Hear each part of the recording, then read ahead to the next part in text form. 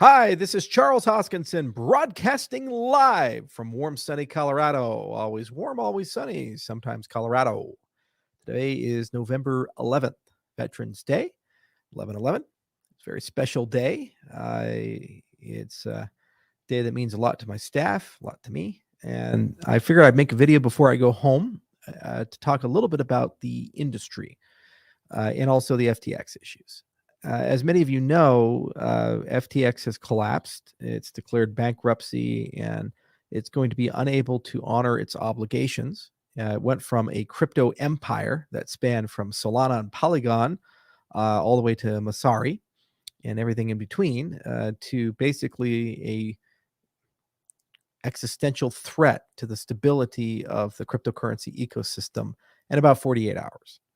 Now, in hindsight, in reflection, there were enormous warning signs ranging from the talent that was at FTX to the governance of the company to the fiscal strategy that they followed, how they invested their money, where they chose to deploy it, the statements that they made in reflection. They don't look so solid.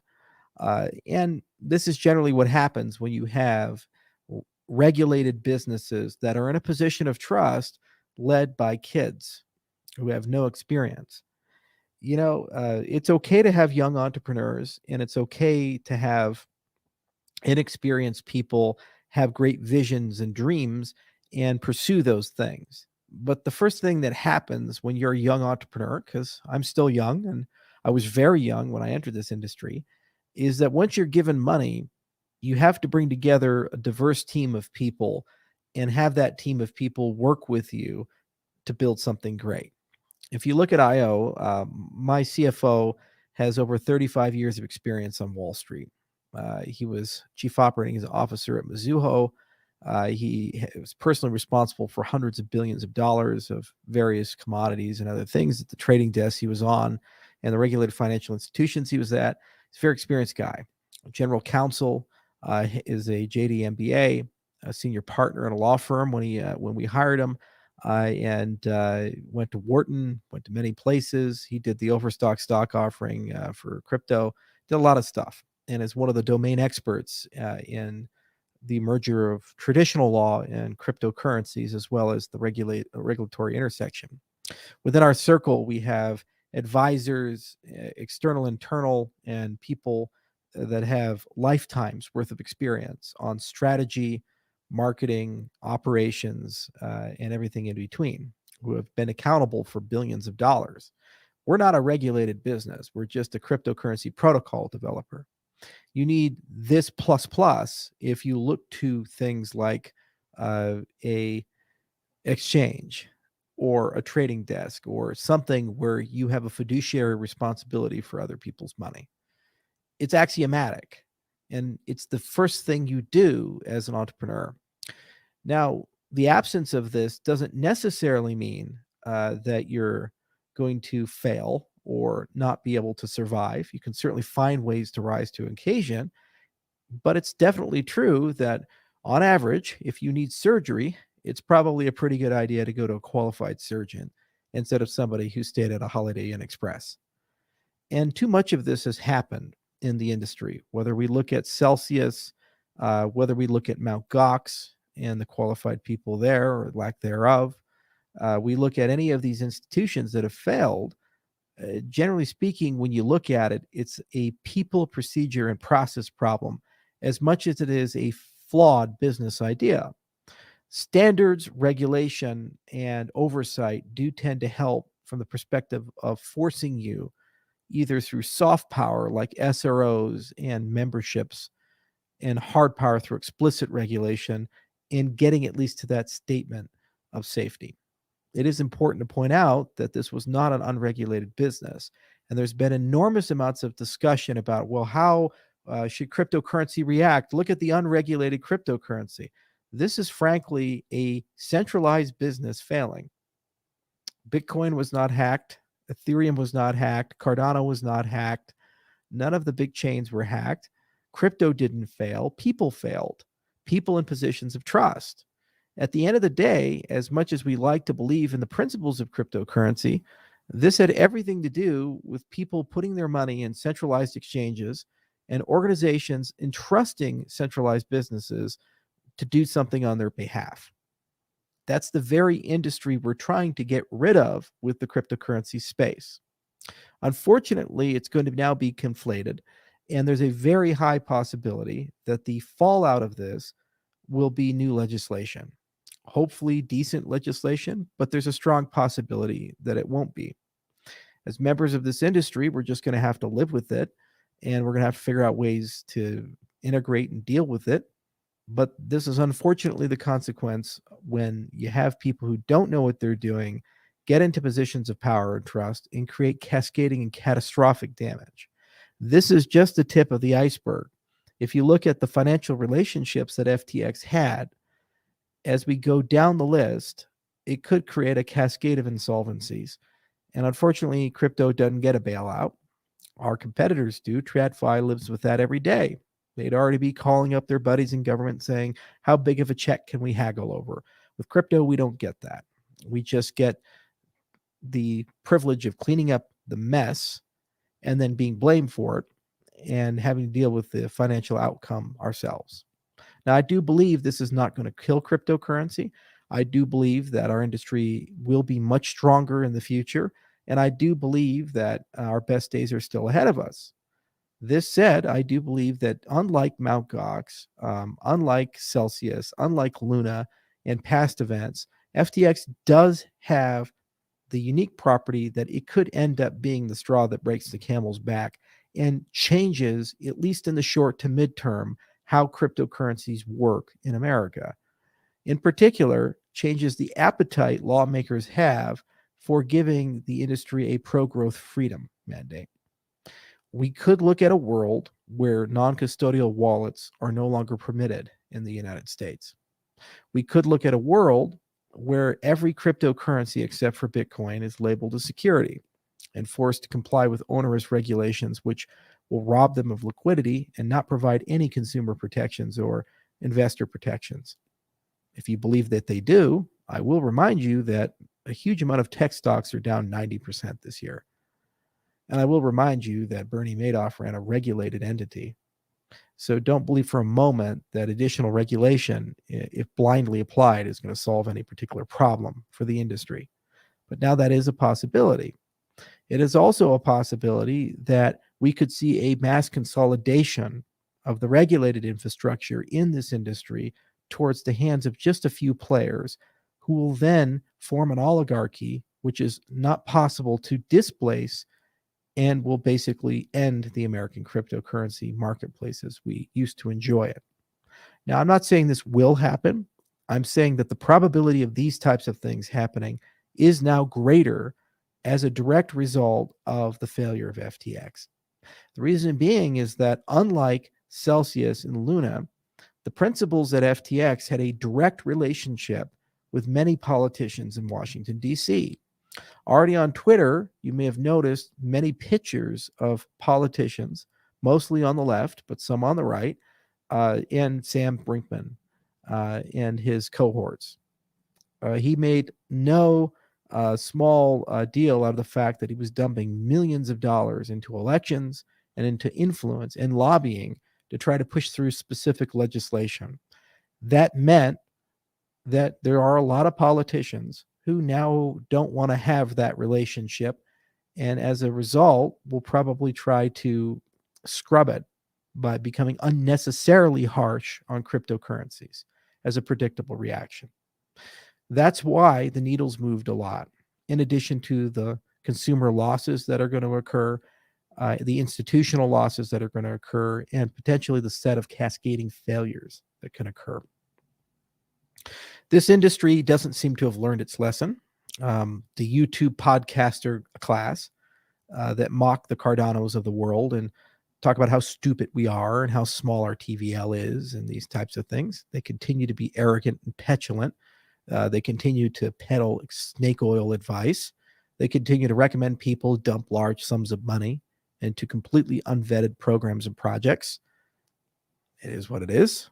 I hope the audience is wise up and realize that maybe their advice has been horrifically bad this year and last year and so forth. More projects continue to get funding without really that much due diligence. And it's very clear that VCs continue to be quite interested in getting involved in these things. I believe one of the investors in FTX was Sequoia. It was supposed to be one of the smartest and best put together VCs in the entire business. And they took a significant loss from their time at FTX. Celebrities have been impacted as well. Tom Brady and Gisele Bündchen, for example, had a considerable amount of money in FTX, as did others, who will undoubtedly now become quite disenfranchised and potentially leverage their considerable networks to attack and criticize the industry. At what point does the industry stand up and say, we've had enough, things need to change, and we need to think of a new path forward?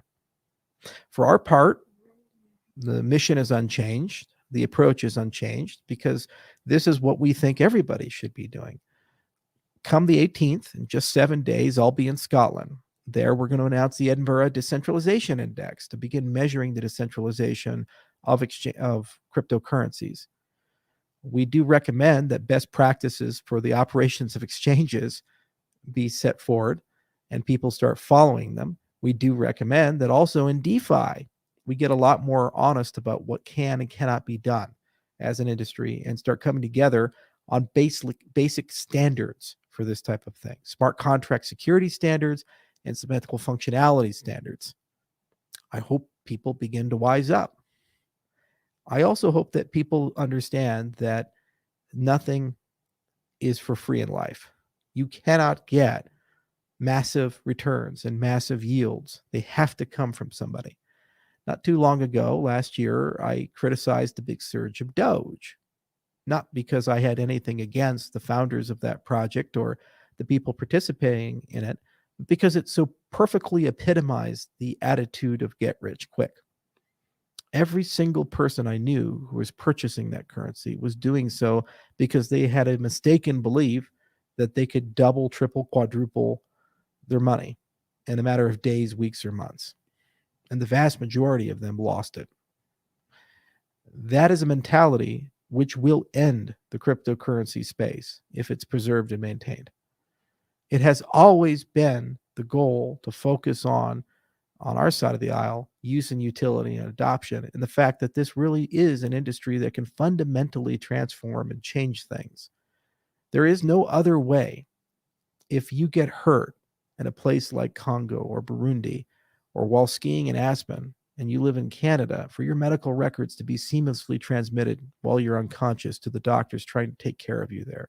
Blockchain solved that problem. There is no way that we will be able to rebuild the entire world's supply chains, given that there are many nations, many laws, and such a large global footprint to comply with ESG mandates that are being haggled on by world nations.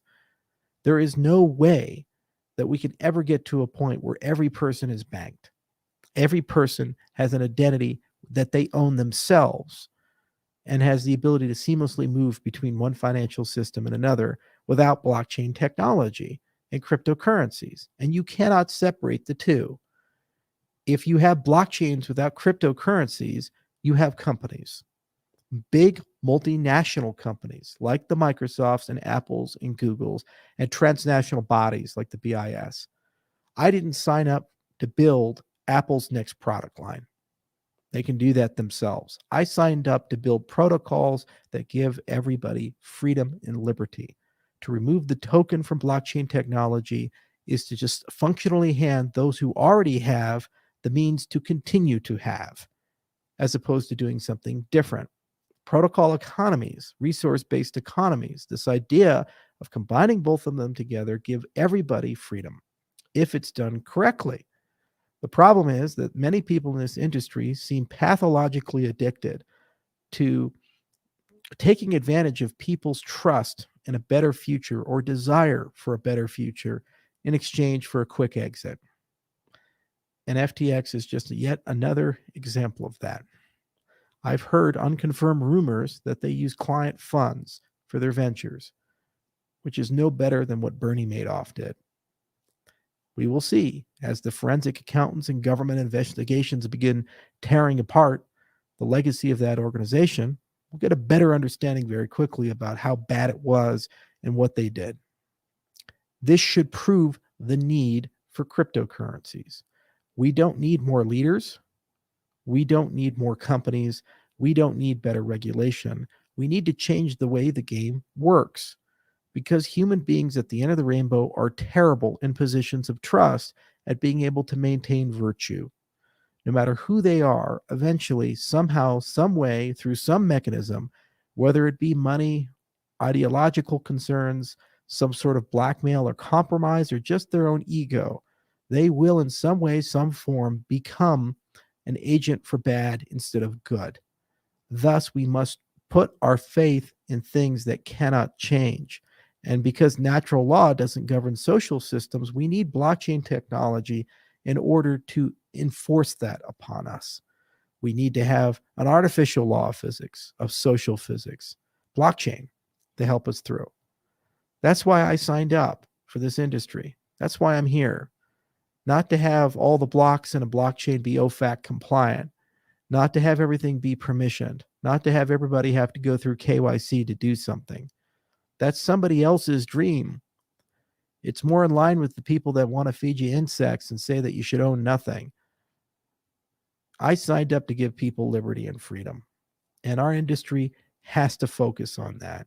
That has to be the point. That has to be what we do and why we pursue what we pursue. And if you're not aligned with that, that's okay. But I really would like you to take a moment and have some deep reflection of why do you pursue the things you pursue in life? And what's the point of all of this? Being a very wealthy man myself, I can assure you that if you ever do get to some mystical wealth that you seek, it actually will not materially change your happiness. It will not make your life that much better. There will be a short-term jubilation, but then there'll be a hedonic amnesia where all those good feelings fade away and you still realize that you're starved for meaning and purpose in life. The truth of the matter is that people matter, relationships matter, friends matter, family matter, and ultimately ideas matter. How we treat each other matter. This world is falling apart. It's led by unsustainable practices, corrupt and broken institutions. It's led by people who shouldn't lead us. And it's reinforced again and again with cynicism. And you're convinced to go along with it because you have a mistaken belief that if you just get a little bit more money, it'll all go away and get better for you. Not realizing that that's actually a lie. It doesn't change. The frustrations are exactly the same. Just ask the billionaires in China who offended Xi.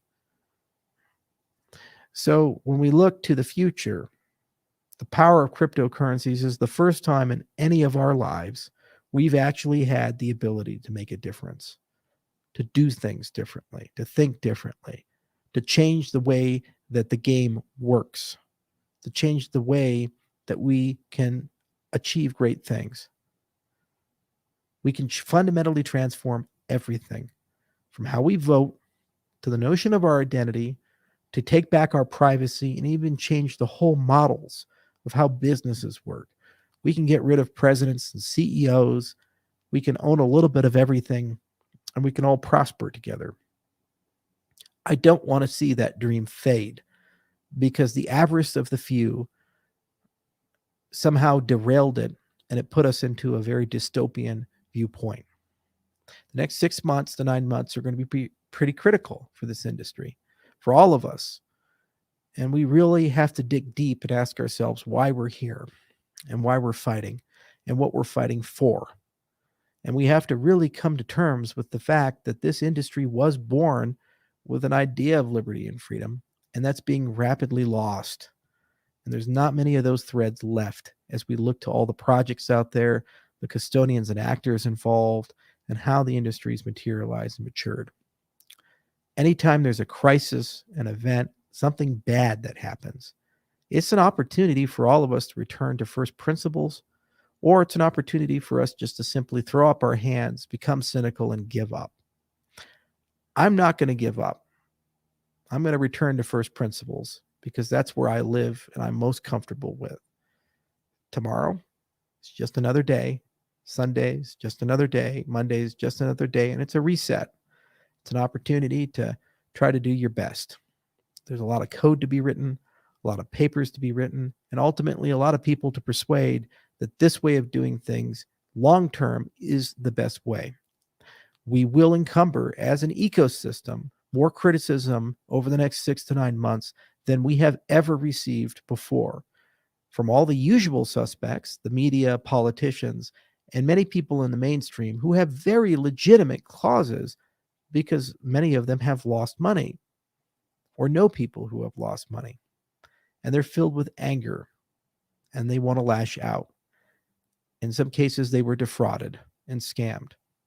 It is important that we don't lose sight of that and have empathy and understanding. It's important that we have to stop criticizing people. We have to stop throwing hand grenades at each other. We just recently had an election in America. There was a lot of talk about how there was going to be a red wave. Didn't happen, but enough happened to demonstrate one message that was very clear. It was a dual rejection of the two political parties. The incumbents were not rewarded with a monopoly on power, but those who had the audacity to replace them were not rewarded with a clear mandate. Rather, they were told, give us something better. And if we take that lesson to heart, we can realize that there's a great degree of fatigue amongst everyday people about fighting. We're all tired. We're tired of hate. We're tired of criticism. We're tired of name calling. We're tired of labels. We're tired of dealing with the constant war every single day. We're tired of looking at people that we used to consider to be friends and neighbors and now view them as the other because they don't happen to believe in the same things we believe in. Cryptocurrency is not divorced from this. It's made up of people at the end of the rainbow. And so people do what they do. And they've taken these politics of personal destruction into the cryptocurrency industry. So we have to ask ourselves, do we want to continue doing that as we return to first principles and we endure the criticism over the next 6 to 9 months, deserved and undeserved? The only thing we can choose to do is continue to believe and personally, each and every one of us, be better, conduct ourselves better, fight harder, and keep the faith. You don't deserve a beautiful city upon a hill unless you're prepared to walk up the hill. And in some cases, you have to build the city. And we don't deserve a great future unless we're willing to fight for it and believe in it and endure the hardships of the journey to get there. There is a promised land and there's something magical on the horizon. And I really honestly believe in the goodness of people. You can either decide to be a cynic or an optimist. It takes the same amount of energy. I'm optimistic we can get there if we have the right mentality.